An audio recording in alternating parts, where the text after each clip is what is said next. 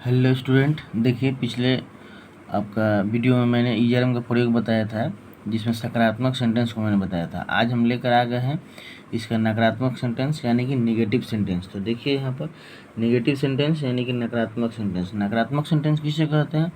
जिस सेंटेंस में, जिस वाक्य में नहीं लगा हुआ हो या नहीं का सेंस दे, उस सेंटेंस को हम लोग नकारात्मक सेंटेंस कहते हैं।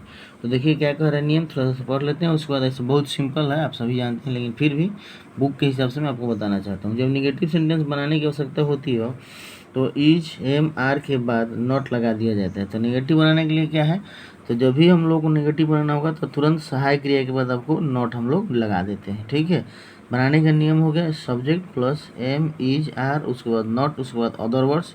यहाँ नाउन हो, एडजेक्टिव है, जो भी हो वो होगा। ठीक है, अब जैसे एग्जांपल देखते हैं आपका, मैं तैयार नहीं हूँ। ठीक है, तो क्या हो जाएगा, सब्जेक्ट पहले लिखना है तो सब्जेक्ट के हिसाब से आई हो गया, उसके बाद इसमें से कोई एक हो जाएगा तो एम के हिसाब से आपका आई के हिसाब से एम होगा, उसके बाद इसके बाद नॉट होगा और उसके बाद लास्ट में जो बच गया वो रेडी होगा। ठीक है, दूसरा है, अब देखिए यहाँ पर हम लोग व्यस्त नहीं हैं, तो हम लोग का पहले इंग्लिश लिखना है वी, उसके बाद आर इसके हिसाब से, उसके बाद नॉट होता है और तब बीजी। इसमें कभी कभी विद्यार्थियों को बहुत जो मतलब थोड़ा सा कम समझते हैं, उनको दिमाग में प्रवेश नहीं करता है कि किसको पहले लिखे, पहले इज लिखे कि नॉट लिखे कि आपका और वह ऑड लिखे। तो जब भी आपको बनाना हो तो हमेशा नियम को ध्यान रखें। ठीक है, कि पहले सब्जेक्ट लिखना है और सब्जेक्ट के हिसाब से इज आर एम में से कोई एक लिखना है, इसके बाद नॉट लिखना है और उसके बाद तब अदर वर्ड्स लिखना है, चाहे दूसरा कुछ लिखना है। इस बात को अगर ध्यान रखेंगे तो यह कभी समस्या नहीं होगी कि पहले क्या लिखे, बाद में क्या लिखे और फिर क्या लिखे। ठीक है, तो जैसे यहाँ पर हो गया आपका, देखिए वी आर नॉट बिजी, तो वी यहाँ लिखना है पहले वी, तो सब्जेक्ट हो गया वी, उसके बाद इज आर एम में से कोई एक, तो वी के हिसाब से क्या होता है आर होता है, आर, उसके बाद नॉट, उसके बाद क्या हो गया बिजी। ठीक है, उसके बाद आपका यहाँ पर होगा तुम लोग ईमानदार नहीं हो, तो you are not honest, you are इसके हिसाब से नॉट ऑनेस्ट। आप लोग और आपके, आप लोग मेहनती नहीं है, तो यू के हिसाब से आर, उसके बाद नॉट, मेहनती का होगा लेबोरियस। ठीक है, सरिता और अनामिका आलसी नहीं। अब देखिए सरिता और अनामिका दो आदमी हो गया, तो ये सब्जेक्ट कंफ्यूज करेगा कि ईज होगा कि आर होगा कि एम होगा। तो ये ज़्यादा आदमी हो गया तो ज़्यादा के लिए आर का प्रयोग होता है। ठीक है, तो सरिता एंड अनामिका ये दोनों एक साथ रहेगा, उसके बाद इजारे में यहाँ मतलब ये सब्जेक्ट के स्थान पर ये दोनों रहेगा, और उसके बाद इसके हिसाब से ज़्यादा हो गया तो आर होगा, उसके बाद नॉट, उसके बाद डॉल।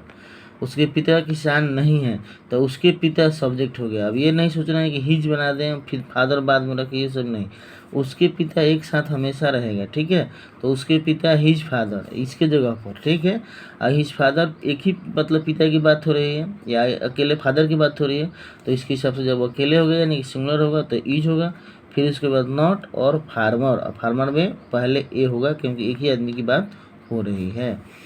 अमृतांश अभियंता नहीं है, अभियंता को मतलब इंजीनियर, तो Amritansh is not an engineer. ठीक है, वे लोग व्यापारी नहीं हैं, दे आर नॉट बिजनेसमैन, व्यापारी क्या बिजनेसमैन। भारतीय किसान धनी नहीं है, अब देखिए भारतीय किसान एक साथ होगा। ठीक है, भारतीय को क्या कहते हैं इंडियन, और फार्मर किसान धनी नहीं है, तो सब लोगों की बात हो रही है, तो आपका हो जाएगा आर्स। ठीक है, आर्स नॉट रिच। ठीक है, आर नॉट रिच। अब यहाँ एस या यस नहीं लगाएंगे क्योंकि एडजेक्टिव है। ठीक है, एडजेक्टिव में एस या यस नहीं लगे। लास्ट बच गया, देखिए कह रहा है अभय और अजय गायक नहीं है, तो अभय और अजय फिर दोनों आदमी एक साथ हो गए, उसके बाद इसका आर होगा नॉट, और उसके बाद हो गया आपका सिंगर, SINGER सिंगर। ठीक है, तो ये एक्सरसाइज दिया गया है, आप इसको बनाइएगा। देखिए मैं नाराज नहीं हूँ, वो वकील नहीं है, इसको सिर्फ आप बोल भी दीजिएगा तो आपसे बन जाएगा, बहुत इतना आपको हेल्प मिलेगा बनाने में। ठीक है, इसको बनाएंगे, वीडियो को पॉज करके रोक कर देख करके, और फिर मैं आज इंटरोगेटिव सेंटेंस बता दे रहा हूँ।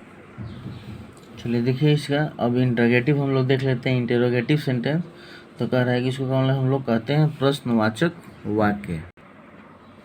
तो आपका देखिए ये कह रहा है कि जब वाक्य प्रश्नवाचक क्या से शुरू होता है तो इसका अनुवाद सब्जेक्ट के अनुसार इज आर एम से प्रारंभ होता है तथा सेंटेंस के अंत में नॉट और इंट्रोगेशन मार्क प्रश्नवाचक चिन्ह दिया जाता है। जैसे हम लोग जानते हैं कि कोई भी वाक्य जब यस नो क्वेश्चन इसको कहते हैं जो क्या से शुरू होता है, तो क्या का इंग्लिश कुछ नहीं बनता है, बस सेंटेंस को सीधा बनाइए जैसे अपने ऊपर मैंने पढ़ाया, ठीक है। और उसके बाद सहायक क्रिया को सब्जेक्ट के हिसाब से बाहर निकाल दीजिए। तो पहले इजरम सहायक क्रिया बाहर, उसके बाद सब्जेक्ट, उसके बाद अदर वर्ड्स हो जाएगा, ठीक है। उसके बाद प्रश्नवाचक। देखते हैं इसका एग्जाम्पल। जैसे लिखा है कि क्या हम लोग आलसी हैं, ठीक है। तो आर वी डल। अब यहाँ क्या का इंग्लिश देखिए, सब शुरू में क्या लिखा हुआ है, यहाँ भी क्या है क्या है क्या है क्या है, तो क्या का इंग्लिश वर्ड नहीं होगा यहाँ पर। जब भी कोई सेंटेंस क्या से शुरू होता है तो उसको यस नो क्वेश्चन कहते हैं और उसके सिर्फ सहायक क्रिया को बाहर निकाल देते हैं। तो अगर आपको क्या हम लोग आलसी हैं नहीं बनाना है तो आप इसका बनाइए कि हम लोग आलसी हैं। तो हम लोग आलसी हैं कि क्या हो जाएगा, तो वी आर डल हो जाएगा, ठीक है। तो बस उस आर को निकाल कर यहाँ रख देना है, हो गया आर वी डल। उसके बाद क्वेश्चन मार्क। क्या तुम लोग तैयार हो। तो अगर क्या तुम लोग तैयार होकर नहीं आ रहा है तो तुम लोग तैयार होकर बनाइए यू आर रेडी, और बस आर को सिर्फ क्या कर दीजिए, बाहर निकाल दीजिए, आर यू रेडी। उसके बाद आप कहोगे क्या सलमान खान अभिनेता है, is Salman Khan is an actor, हो गया। क्या काजोल अभिनेत्री है, इज काजल एन एक्ट्रेस, ठीक है। और उसके बाद अब और कुछ देख लेते हैं एग्जाम्पल। आपका क्या वे लोग नेता है, तो आपका वे लोग नेता है क्या बनाइए, दे आर लीडर, और उसके बाद आर को बाहर निकाल दीजिए, आर द लीडर। बस ध्यान ये रखना है कि जब आर शुरू में हो जाएगा तो इसका कैपिटल हो जाएगा ए, और जब दे सेंटेंस के बीचों बीच चला जाएगा तो इसका सेंटेंस यहाँ पर आपका जो है टी छोटा हो जाएगा, ठीक है। उसके बाद क्या बच्चे प्रसन्न है, तो आर दे चिल्ड्रन हैप्पी। क्या भारतीय किसान अमीर होते हैं, तो आर इंडियंस फार्मर, ठीक है, रिच, ठीक। तो ये आपका निगेटिव और इंटेरोगेटिव हम लोगों ने देखा।